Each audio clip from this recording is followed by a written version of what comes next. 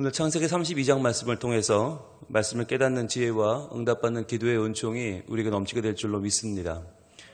창세기 32장은 우리가 이제 1절부터 20절까지 말씀을 앞부분을 시즌1에서 잘 봤습니다.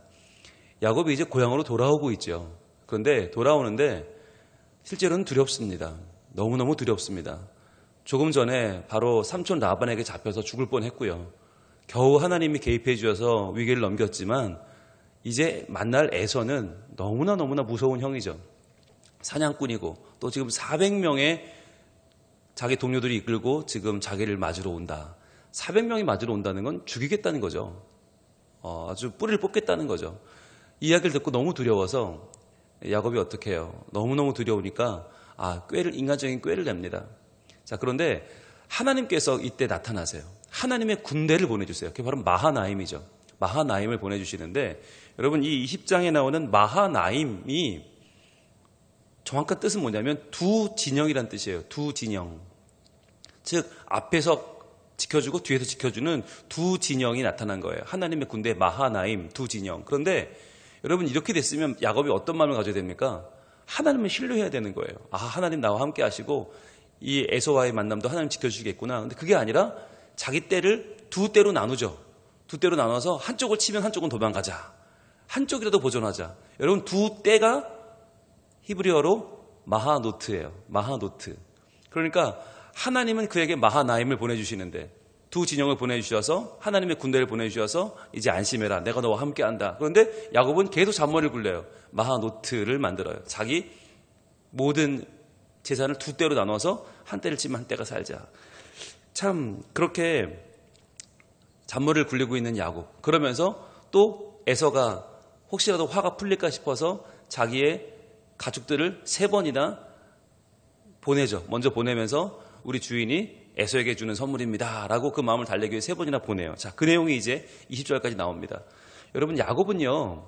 우리가 오해하면 안 되는 게 바뀌지 않아요. 도무지 달라지지 않아요. 자기의 욕심과 야망을 위해서만 살아요. 그런데 그 야곱이 변화되는 순간이 바로 오는 32장 바로 하반절에 나오는 이 21절부터 나오는 야복나루 사건이죠. 그런데 야복나루 사건도 우리가 너무너무 오해하는 부분이 많아요. 오늘 그 오해를 풀 겁니다. 우리가 성경으로 풀어야 되는데 성경으로 풀지 않고 우리의 생각이나 우리의 바램으로 푸는 경우가 너무 많습니다. 그래서 이 32장은 오해로 가득 차 있는데 한번 풀어보도록 하겠습니다. 먼저 21절입니다. 그 예물은 그에 앞서 보내고 그는 무리 가운데 밤을 지내다가 그랬어요. 3번이나 앞서 보내죠. 그러니까 야곱은 굉장히 이 인간적인 생각에 능통한 사람이에요.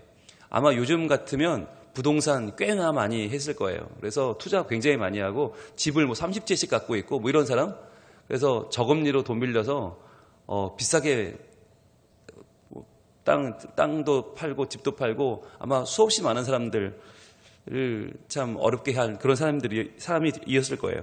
자, 그런데 그렇게 예물을 앞서 보내고 무리 가운데 밤을 지내다가 어떻게 합니까? 밤에 남들 다 자는 밤에 22절 밤에 일어나 두 아내와 두 여종과 11아들을 인도하여 야복나루를 건널세 그랬어요.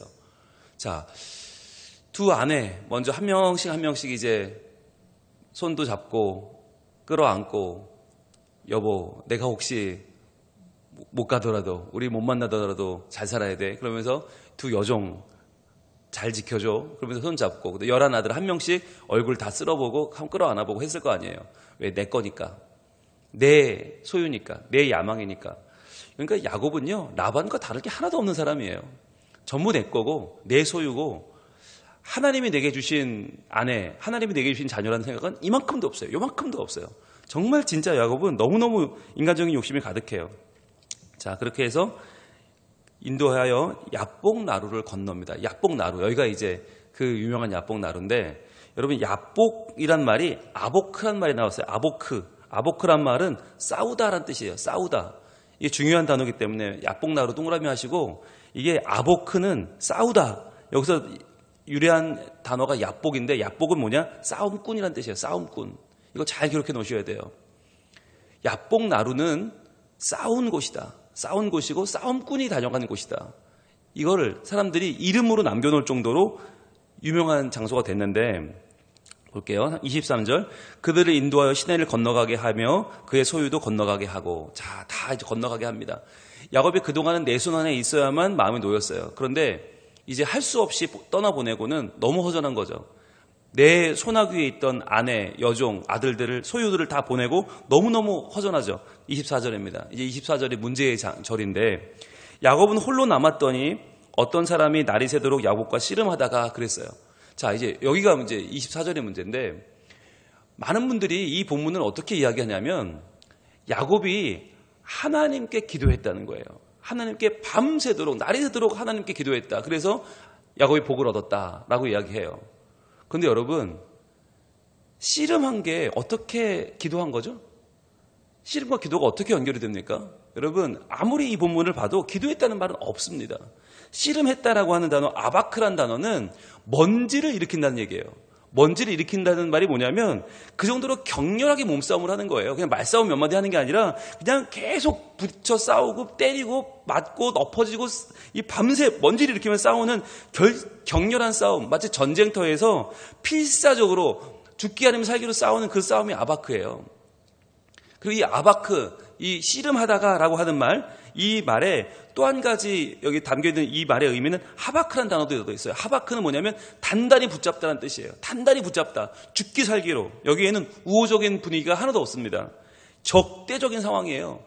적군과 붙잡고 싸우는 게 하바크예요. 그러니까 아바크, 먼지를 일으킨다, 격렬하게 싸운다. 또 하바크, 단단히 붙잡고 적과 싸운다. 여기에는요, 기도한다는 의미가 전혀 없어요. 그런데 사람들은 다 이 본문을 뭐라고 하냐면 야곱이 밤새 하나님께 기도해서 복을 받았대. 여러분, 왜 그런 말을 할까요, 사람들이? 이게 우리가 가지고 있는 기도에 대한 오해 때문이에요. 기도에 대한 오해. 우리는 밤새 하나님께 뭔가 주세요 줄 때까지 구하고 목청 터지게 구하면 하나님이 준다고 생각해요. 왜 그럴까요? 여러분, 하나님이 우리 편이에요, 남의 편이에요? 하나님은 우리 편이에요. 하나님 복을 주기 원하시는 분이에요? 안 주려고 막 아끼고 숨기는 분이세요? 하나님 복을 주시려는 분이세요? 그럼 그 하나님께 어떻게 하면 돼요?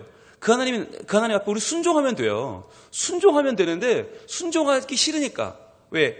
내 욕망, 내 야망 때문에 싸우는 거죠. 오늘 이날도 보세요. 야곱이 씨름하는 게 아니에요. 야곱이 씨름하는 게 아니라 어떤 사람이 씨름을 해요. 야곱과 씨름을 해요. 어떤 사람이. 그런데 이 어떤 사람이 누굴까? 이 어떤 사람이라고 표현된 것이 알 수 없기 때문에 어떤 사람인데, 이게 야곱이 몰랐으니까, 누군지 몰랐으니까 어떤 사람인데, 이 어떤 사람이 나중에 보면 축복도 하고요. 또 이 뒤에 30절에 보시면 야곱이 고백합니다. 내가 하나님을 대면하여 보았구나. 30절에 브니엘이라고 이 지역 이름을 바꾸죠. 브니엘. 브니는 판이 얼굴이고 엘은 하나님이죠. 하나님의 얼굴을 봤다. 즉 이분은 하나님이세요. 즉 야곱이 하나님을 찾아가 기도한 게 아니고요. 하나님이 나타나신 거예요.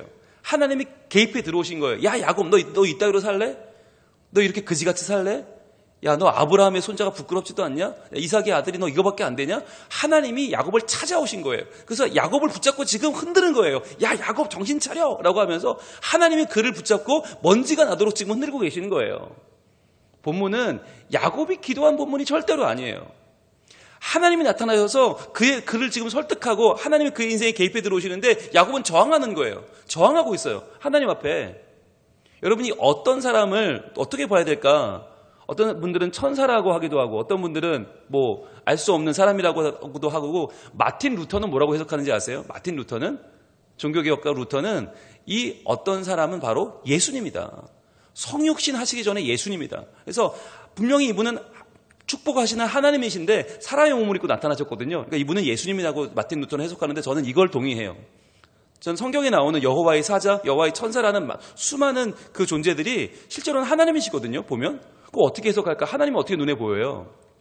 예수님이다 라고 저는 그 의견에 전적으로 동의하는데, 자, 이날도 예수님이 나타나셔서 야곱을 설득하는 거죠. 야, 너 이렇게 살면 안 돼. 똑바로 살아야 돼 라고 하시는데 야곱이 아이고 그러겠습니다. 순종한 게 아니라 버티는 거예요. 계속 저항하는 거예요. 우리말로는 개기는 거예요. 하나님, 저 하나님 말씀 듣기 싫어요. 저는 저의 야망대로 살 거예요. 빨리 그냥 저 복이나 주세요. 야곱은 하나님께 저항하고 있어요. 자, 그런데 왜 우리가 이 본문을 그렇게 야곱이 기도했다, 야곱이 복을 받았다, 야곱을 본받자라고 하는가? 왜 그러냐면 바로 찬송가 때문에 그래요. 오늘 우리가 부른 찬송가 368장 3절에 이런 가사가 있잖아요. 옛 야곱이 천사와 씨름하던 그 믿음을 주옵소서. 이 가사 때문에 우리가 오해하는 거예요.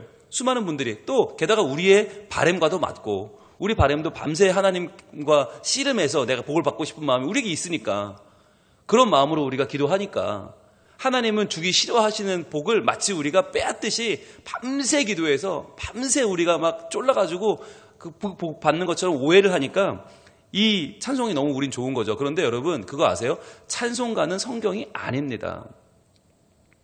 많은 학자들이 찬송과 성경을 이렇게 붙여놓는 합본을 반대합니다. 왜냐하면 이렇게 붙여놓으니까 많은 분들이 찬송가를 마치 성경책인 줄 알아요. 성경의 권위를 부여해요, 찬송가에. 여러분 그렇지 않아요. 찬송은 그냥 사람이 만든 노래예요.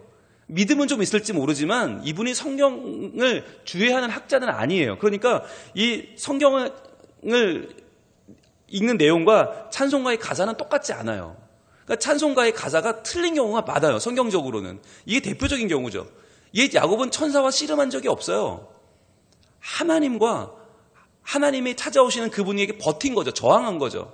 이 씨름은 하나님이 걸어오신 거예요. 이 야곱이 씨름하듯이 기도한 게 아니라 하나님이 그를 붙잡아 흔드신 거죠. 제발 정신 좀 차리라고. 그런데 정신을 못 차리니까 어떻게 합니까? 25절 오늘 이렇게 이어집니다.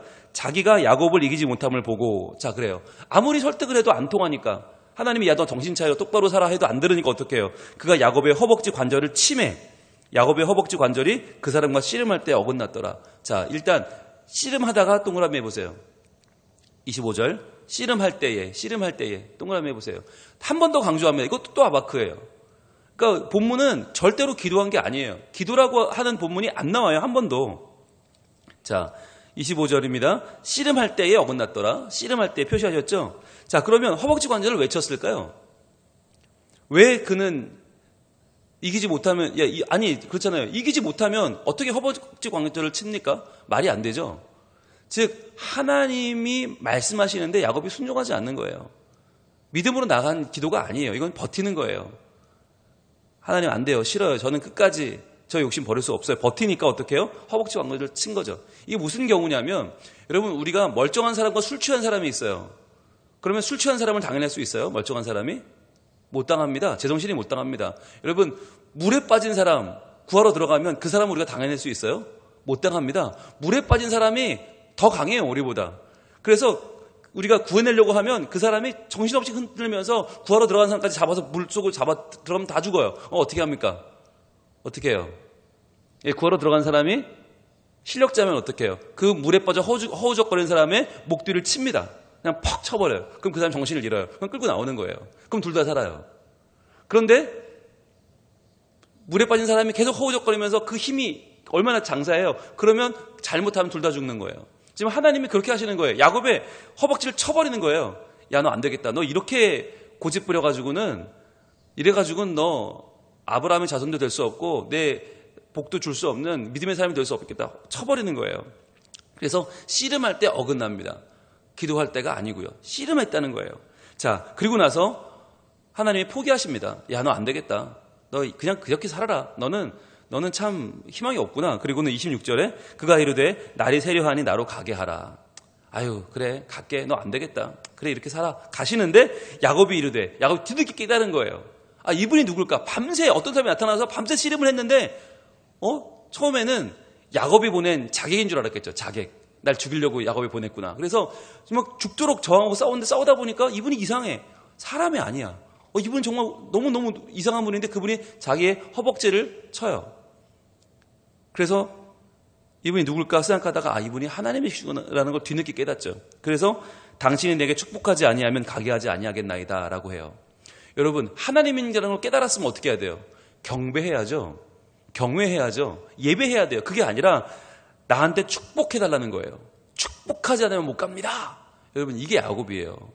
하나님을 여러분 지금까지 언제 야곱이 하나님 봤어요? 베델에서 꿈에서 본 게 다예요. 꿈에서 하나님 봤지만 그 전에 본 적이 없죠.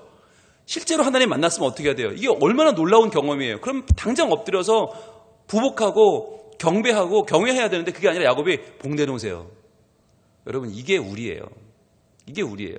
하나님을 만나도 경배하지 않고 그분을 두려워도 하지도 않고 축복을 바라고 있는, 복내놓으라고 하는 게 우리의 모습이에요. 이게 인간의 한계고, 이게 야곱이 그래서 우리 모습을 똑같이 보여주고 있다는 거예요.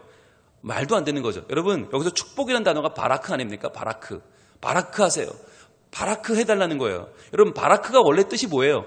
무릎 꿇다, 경배한다는 뜻이에요. 즉 지금 야곱이 하나님께 바라크 해야 돼요. 그런데 지금 도리어 반대로 하나님께 바라크 해달라고 지금 야곱은 주장하는 거죠. 끝까지 자기 중심이고 끝까지 자기 위주죠. 이게 우리 모습이잖아요. 자, 그런데 여기서 하나님의 위대하심이 등장합니다.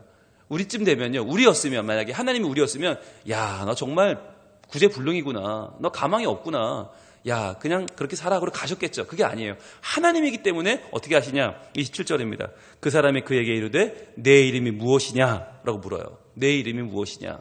그가 이르되 야곱이니이다. 여러분, 이름을 왜 물어봐요? 이름.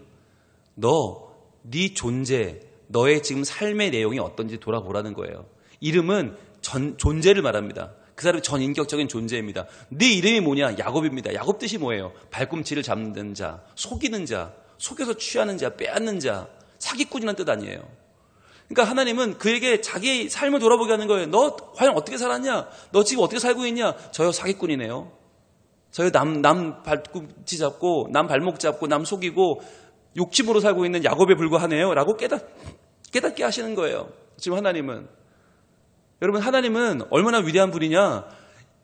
내 욕심, 내 위주, 나만 바라보고 살아가는 우리를 포기하지 않는 분이세요. 끝까지 포기하지 않고 우리를 돌아보게 하시는 거예요. 그래, 너 야곱이야, 맞지? 너 사기꾼이지? 너 욕심꾸러기지? 그런데 말이다, 그렇게 그냥 두지 않을 거야. 나는 너를 반드시 변화시킬 거야. 어떻게 해요? 28절. 그가 이르되 내 이름을 다시는 야곱이라 부를 것이 아니요, 다시는 너 사기꾼이라고 부르지 않게 할 거야. 야, 내가 너를 변화시킬 거야. 내가 너를 새롭게 할 거야. 그러려고 내가 너를 만난 거야. 라고 하나님 말씀하시는 거예요. 너는 밤새 나를 거부하고 저항하고 너는 여전히 네 위주지만 나는 그런 너를 변화시킬 거야. 다시는 너 야곱이 아니야. 이스라엘이라고 부를 것이다. 이스라엘 동그라미 해보세요. 이스라엘. 이는 내가 하나님과 및 사람들과 겨루어 이겼음이니라 라고 했죠. 여러분, 이스라엘이 무슨 뜻입니까? 엘은 하나님이죠. 하나님이고 사라는 싸우다예요. 싸우다. 겨룬다. 이긴다. 겨뤄서 이긴다. 싸워서 이긴다. 통치한다 라는 뜻이에요. 그게 이제 사라예요. 사라. 그래서 사라는 여주인, 왕비란 뜻도 있잖아요. 그러니까 여러분, 이스라엘, 하나님과 겨루어 이겼다. 이게 무슨 말인가요? 이걸 여러 가지로 우리가 해석할 수 있는데, 이 말을 그대로 해석하면, 이스라엘을 그냥 해석하면 뭐냐? 하나님이 통치하신다예요. 하나님이 겨루어 이기신다. 이게 원래 뜻인데, 지금 이 본문에서 하나님의 그 이름 어떻게 해석해 주고 계세요? 내가 하나님과 및 사람들과 겨루어 이겼다. 이게 무슨 뜻입니까? 하나님이 져주셨다는 거죠. 하나님이 져주셨으니까 이기지, 무슨 수로 야곱이 하나님이 이겨요? 이길 수 없어요. 하나님이 그 야곱, 한참 모자라고 한참 연약한 야곱에게 내가 너에게 져주마 하시는 거죠. 이게 뭘까요? 네가 나의 능력으로 살라는 거예요. 더 이상 두려워하지 말고, 더 이상 형 두렵고 라반 두렵고 죽는 게 두렵고 잃어버리는 게 두려워서 그렇게 욕심과 야망으로 살지 말고 이제는 그 두려움을 버려. 왜? 내가 너와 함께 하니까. 내가 너에게 져줄 테니까, 내가 너에게 내 사랑과 능력을 줄 테니까 너 이제 제발 그렇게 살지 마라고 하는 거예요. 하나님이 자기의 품을 내어 주시는 거예요. 그래서 이 부분을 히브리어를 헬라어로 번역한, 유대인 랍비들이 헬라어로 번역한 70인역이라고 하는 성경이 있는데, 그 70인역 헬라어 성경에는 뭐라고 써 있냐면 이렇게 번역이 되어 있어요. 내가 하나님을 더불어 능력을 얻었으며 그리고 내가 사람들 중에서 강할 것임이라 라고 번역했어요. 즉 네가 하나님께 능력을 얻었기 때문에 이제 사람들 사이에서 강하게 살아갈 수 있을 것이다. 이게 70인역본의 해석이에요. 그러니까 지금 우리가 하나님께 이겼대, 좋아라, 이게 아니라 하나님께 능력을 얻었으니, 하나님의 능력을 주셨으니 이제는 그것을 가지고 사람들 가운데서 제발 좀 강하게 살아라. 지금 야곱은 강해 보이지만 너무너무 약한 사람 아닙니까? 너무 약해 빠지고 두렵고 남을 배려하지 못하고 자기밖에 모르는, 한 치 앞밖에 모르는 너무너무 얄팍한 인생을 살고 있어요. 그런데 그렇게 살지 말라는 거예요. 제발 너는 이제 강한 사람이 되어라. 내가 너와 함께하고 내가 너에게 내 능력과 진실과 사랑을 허락하니까 내 품을 내어주니까 너 이제 제발 좀 강하게 살아라 라고 말씀하시는 거죠. 마치 부모님이 자녀들을 학교에 보내면서 꼭 끌어안으면서 잘 될 거야, 걱정하지 마, 오늘 시험 보는 거 두려워하지 마, 잘할 수 있어 라고 아이를 다독거려서 보내듯이 그렇게 지금 하나님은 야곱을 다독여 주시는 겁니다. 이제 하루만 지나면 형을 만나야 돼요. 형 만나면 죽을지도 몰라요. 두려워 떨고 있는 야곱에게 하나님이 자기의 모든 것을 다 내어주시면서 그 야곱을 지금 안심시키고 그 야곱에게 새로운 희망을 불어넣어주고 계신 것입니다. 여러분, 하나님은 그런 분이십니다. 오늘 이 창세기 32장은 우리의 오해처럼 야곱이 밤새도록 하나님을 붙잡고 씨름하면서 기도해서 결국은 복을 얻어낸 그 장면이 아닙니다. 야곱은 끝까지 불신앙이고요. 야곱은 끝까지 저항하고요. 순종하지 않습니다.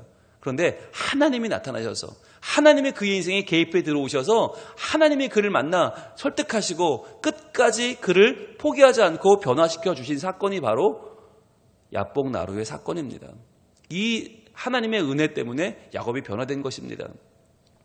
여러분, 우리도 내가 원하는 것을 얻어내고자 밤새 하나님과 씨름하며 괴롭히는 그런 어리석은 신앙으로 살지 않기를 바랍니다. 여러분, 그것은 절대로 신앙생활이 아닙니다. 그것은 그야말로 내 욕심을 차리는 샤머니즘이고 그것은 그야말로 미신입니다. 여러분, 하나님은 우상이 아니고 우리의 신앙은 미신이 아닙니다. 그렇다면 우리는 싸워서 투쟁해서 얻을 것이 아니라 어떻게 해요? 하나님의 말씀에 순종하면 되는 거예요. 하나님 주신 말씀에 순종해야지 내가 버티고 저항하고 개겨서 얻는 그런 복을 기뻐하는 것은 기독교가 아닙니다. 우리가 분명하게 알고 우리를 지금도 찾아오셔서 변화시키시는 하나님의 그 은혜의 손길에 우리 인생을 맡겨드리기를 원합니다.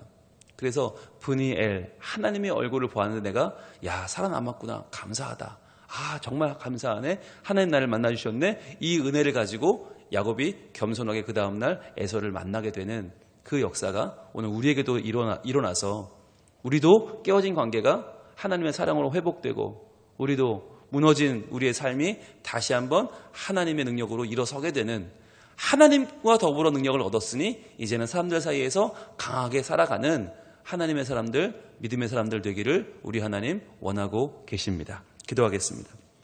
하나님, 우리는 야곱이 밤새워 천사와 씨름해서 복을 받았고 잘 되었다고 우리도 그렇게 살자고 말합니다. 그러나 하나님은 성경 본문에서 그렇게 말씀하고 있지 않습니다.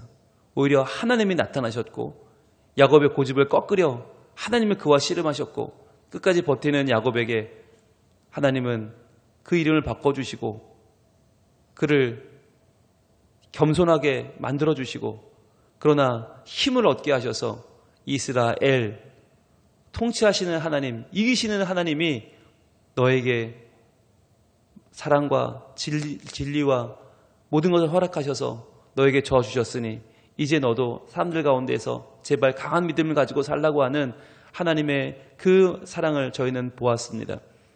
우리에게도 이 욕심 많고 이 이기적이고 부족하고 연약한 우리에게도 하나님은 오늘 만나주셔서 하나님의 그 모든 사랑과 은총을 허락해 주십니다. 주님, 우리가 밤새워 저항하고 씨름하는 야곱이 아니라 말씀에 순종하는 자들 되어서 이 말씀대로 살고 하나님의 주시는 사랑과 진리로 살아 우리 삶 가운데 하나님을 드러내며 잃어버린 영혼이 돌아오고 하나님 나라가 온전히 세워지는 거룩한 일에 쓰임받는 하나님 백성들이 다 되게 하여 주시옵소서. 주님께서 이 아침에 우리와 함께해 주시고 간절한 기도에 응답하여 주시되 우리가 주의 말씀에 순종하는 믿음의 자녀들이 다 되게 하여 주시옵소서. 예수님 이름으로 기도합니다. 아멘.